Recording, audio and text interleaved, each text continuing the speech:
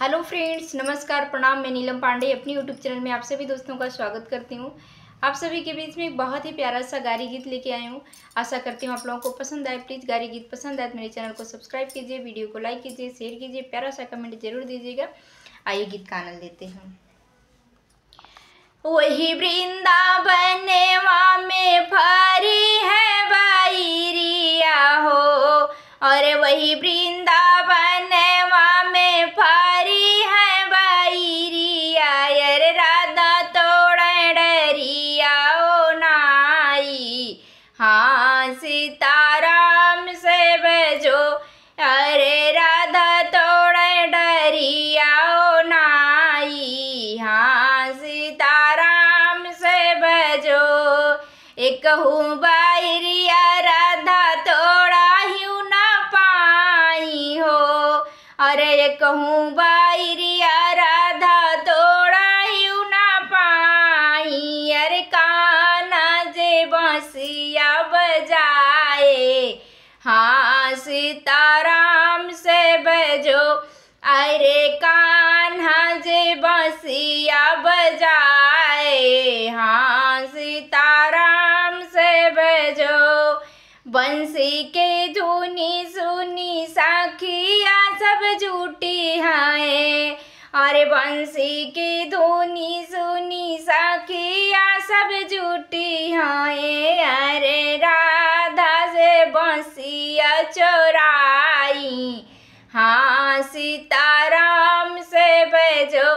अरे राधा संगे बंसिया चोराई, हाँ सीताराम से बजो।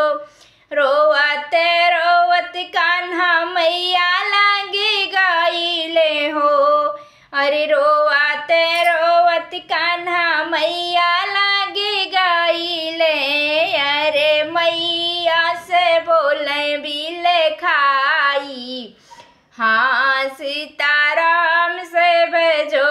अरे मैया से बोले बिले खाई, हाँ सीताराम से बजो। के तो है मारई बेटा के हो गारिया वे, अरे के हो तू है मारई बेटा के हो गारिया वे। अरे के हो तोरी गैया न चराई, हाँ सीताराम से बजो। अरे के हो तोरी गैया न चोराई, हाँ सीताराम से बजो। नाही तो मैया केहू माराई हम के, अर नाही केहू गरियावे, हाँ सीताराम से बजो। नाही केहू मारे नाही गरियावै हो, और नाही केहू मारे नाही गरियावै हो। अरे नाही केहू गैया चराई, हाँ सीताराम से बजो।